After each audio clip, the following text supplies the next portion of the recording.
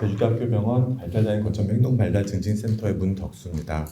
마지막 시간에 여기 계신 모든 분들도 마찬가지로 생각되는데 우리 매일의 일상에서 희노애락을 같이 하는 부모님들을 위한 마음 챙김을 소개할 수 있어서 참 기쁘고 감사하게 생각합니다. 저는 앞서 이제 소개가 이루어진 여러 CST 그리고 피어스의 팬이기도 합니다. CST가 국내에 처음 도입됐을 때부터 이제 제가 일했던 서울시 어린이병원에서 그 모든 과정을 좀 같이 참관을 했었고, 또 이제 피어스도 제가 배워와서 또 이제 직접 해보기도 하고, 너무 좋은 프로그램 지금도 이제 안내를 드리고 있습니다. 근데 이제 여러분들도 그런 경험 있으실 것 같아요. 정말 부모 교육이 필요한데, 부모 역량 강화가 정말 필요한데 거기에 들어가실 수 없는 여러 가지 소진일 수도 있고요, 우울일 수도 있고요. 아이를 직접 치료하는 건 내가 좋다. 내가 뭔가 배워가지고 하기에는 아직은 내가 너무 힘듭니다. 이런 호소하시는 부모님도 보셨을 것 같아요. 부모 교육이, 부모 역량 강화가 필요한데 그거가 참 어려운 분들께 그럼 어떤 것이 또 필요한가? 그분들에게 필요하니까 부모 교육을 받으라. 이렇게 얘기할 수도 있지만 더 그 이면에 부모님들을 어떻게 도와주실 것까에 대한 이야기도 오늘 될 것 같습니다. 자폐 스펙트럼 장애 부모에게 마음 챙김이 필요한가? 그 ASD 양육자의 경험과 여정은 일반 이제 부모님들의 양육자로서의 여러 삶의 여러 또 희노애락이 있지만 그거에 더해가지고 더 특별한 경험들을 하게 되죠. 진단 전에 우려와 또 진단을 받고 났을 때의 어떤 충격들, 그리고 이런 부분에서 나가 부모로서의 어떠한 역할을 할 것인가, 어떻게 대처할 것인가, 부모로서의 정체성도 이제 달라지는 부분들이 생기고, 또 이게 심리적으로 어떻게 의지할 수 있는 신앙이라든지 어떤 이제 동료라든지 이런 것들 필요하게 됩니다. 주변에서의 지원들도 있겠지만 사회적인 낙인에 대한 걱정들도 하게 되고요. 앞서 소개해드린 또 이제 일반에서 이제 치료실이라든지 이렇게 치료를 받고 싶지만 많은 대기라든지 치료를 받을 수 없는 어떤 현실들, 그리고 그 이후에 바라는 부분들은 있지만 이루어지지 않는 부분들, 또 때로는 어떤 부모님들은 또 자녀의 아까 소개해 주신 어떤 법적인 문제, 또 학교 폭력, 가해와 피해, 또 심지어 이제 자녀를 먼저 하늘나라로 보내는 이런 아픔을 이제 경험하기도 합니다. 또 그렇기 때문에 자폐 부모님들은 어떤 크라이시스를 삶의 위기를 경험할 수 있는 부분들도 다양한 부분에 노출이 되고 있는데요.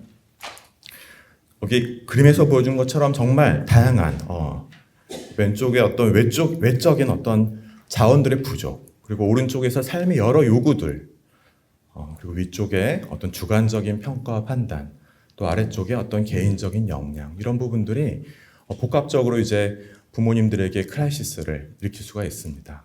근데 또 한 가지 우리가 유의해서 볼 것은, 아래에서 보면은 초기에는 아이가 어릴 때는 이제 어떤 요구들과 외적인 자원이 중요하지만 아이가 이제 성장하면서 성인의 부모가 될수록 내가 이 상황을 어떻게 주관적으로 판단하고 평가하는가, 그리고 나의 개인적인 역량이 어떠한가가 이 크라이시스를 영향을 주는 부분에 영향이 더 커진다는 것이죠.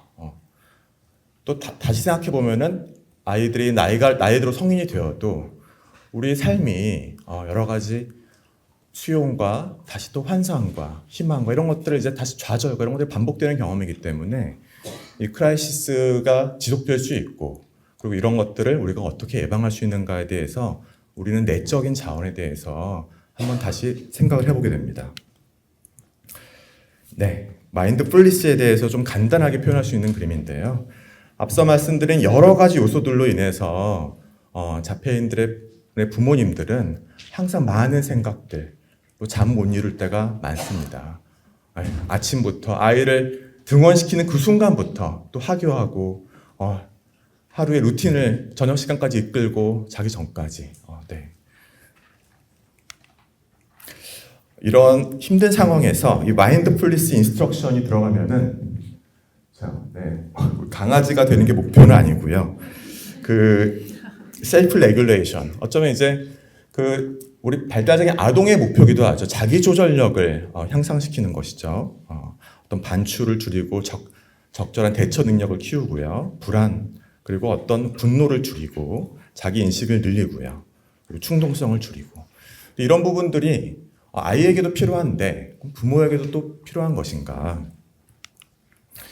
우리가 ESDM 페어런트라는 이제 그 얼리 스타트 덴버 모델에 부모님들이 이제 훈련을 받아가지고 또 이제 조기 아이들을 이제 가르치는 프로그램이 있습니다. CST와 비슷한데 좀 더 어린 연령의 아동을 대상으로 하는데 당연히 효과가 좋겠죠. 근데 이 PESDM하고 거기에 마인드풀니스를 더해서 비교해본 연구가 있었습니다. 어떻게 됐을까요? A. 페런탈 디스트레스가 더 감소됐고요. B. 부모와 자녀의 역기능적인 상호작용이 더 감소됐고 C. 아이를 difficult child라고 느끼는 부분도 더 감소됐고요. D. 디프레션, anxiety, life satisfaction 이런 것들 더 감소되고 또 증가되는 그리고 이제 마인드풀니스의 능력들도 지속적으로 더 향상된 이런 부분을 볼 수 있을 때 우리가 부모님들의 역량 강화를 통해서 아이들을 지원할 때 마인드풀니스가 더해진다면은 사실 여기 나온 것들은 우리 모두의 목표 아닙니까? 이런 것들을 더 향상 증진시킬 수 있다는 것이죠.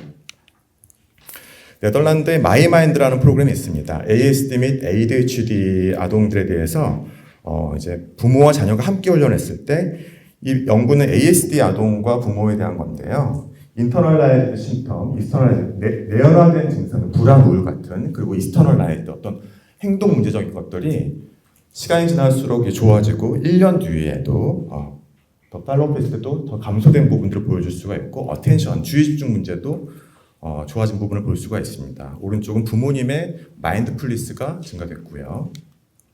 미국에서 갭 마인드 프로그램, UC 데이비스 마인드 인스티튜트에서도 이러한 중요성 때문인지 2020년도부터는 발달장애 아동을 부모를 대상으로 온라인 마음 챙김을 하고 있고 자기 돌봄과 마음 챙김 연습을 하고 있습니다. 이제 마음 챙김 하는데 마음 챙김이란 무엇일까요? 그리고 자기 연민이란 어떤 것일까요? 마음 챙김은 의도적으로 현재의 순간에 판단하지 않고 주의를 기울인다는 것을 말합니다. 우리가 모두가 가지고 있는 내면의 기술이기도 한데요.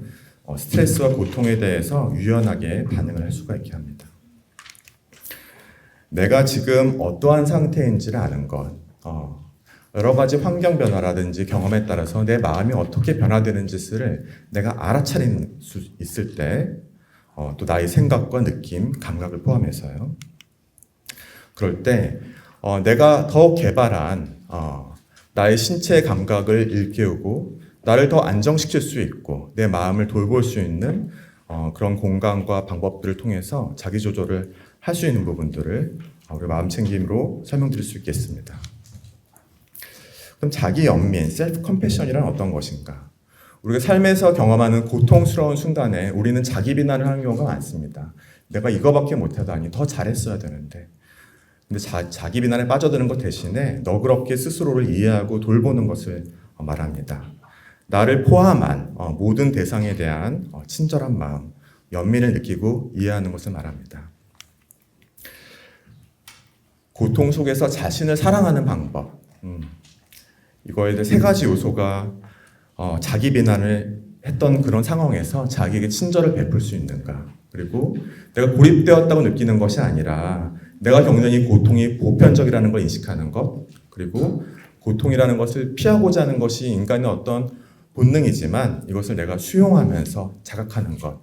이 세 가지가 고통 속에서도 자기를 사랑하는 방법으로 제시되고 있습니다. 마음 챙김과 연민을 좀 이제 구분해서 본다면은 마음 챙김은 내가 무엇을 아는가, 그리고 연민이라는 것은 나에게 필요한 것은 무엇인가. 마음 챙김은 알아차림을 통해서 감정을 조절하고 연민은 돌봄과 연결을 통해서 감정을 조절합니다. 마음이 고요해지고 따스해집니다. 제주대병원에서는 부모 마음 챙김 프로그램 운영한 경험이 있어서 이 부분을 소개드리고 마무리하고자 합니다.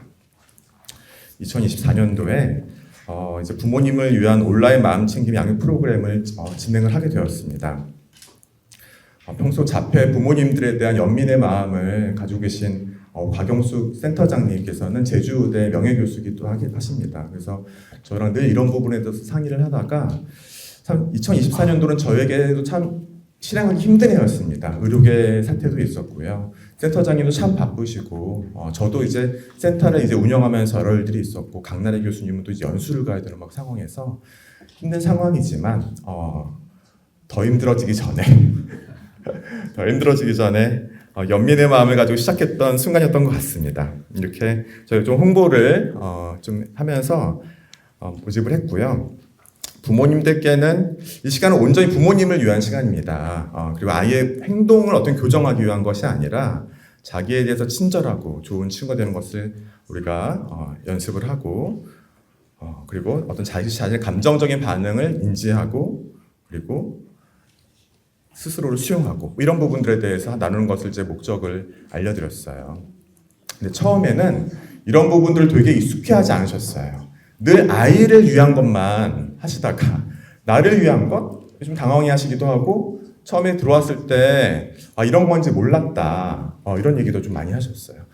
부모님들이 자기 자신을 위해서 시간을 쓰기가 참 어려우셨던 거죠. 그동안에. 앞서서 그렇게 중요함에도 불구하고요. 시작할 때 저희가 12명이 이제 들어오셨어요. 그래서 초기 설문을 보니까 여러 가지 문제 행동이 양육 스트레스 및 우울과 이제 관계가 있고 스트레스 소진감도 마찬가지인데 이 자기 연민은 높이면은 이제 부모 소진과 거부적인 양육 태도를 감소시킬 수 있겠구나. 뭐 이러한 이제 가설을 가지고 시작을 하게 되었습니다. 우리가 마인드풀 페어런팅이라는 좀 기존의 프로그램 그리고 이제 마인드풀 셀프 컴패션이라는 이제 자기 연민적인 요소를 자폐 스펙트럼 장애 가족의 상황과 맥락에 반영해서 좀 스크립트들을 많이 수정하면서 좀 개발을 했고요. 다음과 같은 이제 8회기와 나중에 팔로우 세션까지 이제 총 9번의 만남을 가졌습니다. 자동 양육에서 마음 챙김 양육으로 마음 챙김의 개념을 좀 소개해드리고 일상에서의 마음 챙김 그리고 몸의 감각을 알아차리고 일깨우는 부분들 그리고 반응하는 부분들 나의 양육 패턴을 발견하고 그 고통에서의 어떤 가치를 발견하는 부분들 힘겨운 감정을 탐색하고 힘겨운 관계를 탐색하고 그리고 포용하기까지 이런 과정들로 이제 진행을 했고요. 네, 이렇게 좀 카톡방을 만들어 가지고 좀 안내도 드리고 네. 그리고 이제 우리 곽영숙 센터장님과 또 저희 제주대병원 또 치료진들이 이렇게 부모님들과 함께 했습니다. 12명이 모집 참여하셨는데 이렇게 4명과만 함께 한 날도 있었어요. 근데 제가 알게 된 게 부모님들 정말 바쁘시구나. 하루는 아이가 아파서 못 오시고 또 한 분은 아이가 학교에서 일이 생겨서 이제 못 가게 되시고 또 한 분은 어머님이 몸이 아프셔서 이제 못 오게 되시고 또 한 분은 말씀드렸던 것처럼 아이를 위해서는 시간을 내시는데 나를 위해서는 시간 내는 경우가 후순위로 밀리시더라고요. 네, 그래서 이렇게 적게 오신 날도 있었지만 그래도 저희 꿋꿋하게 진행을 해보았습니다. 소감도 매주 받았는데 초기에는 굉장히 어색하다, 답답하다, 지루하다 이런 반응들이었는데 이제 좀 시간이 지나면서 이제 몰입이 되면서 집중할 수 있었다, 나를 돌볼 수 있게 되었다, 유익했다, 감정 조절을 할 수 있게 되었다 이런 부분들의 피드백들이 좀 달라지는 부분들을 느낄 수 있었고요.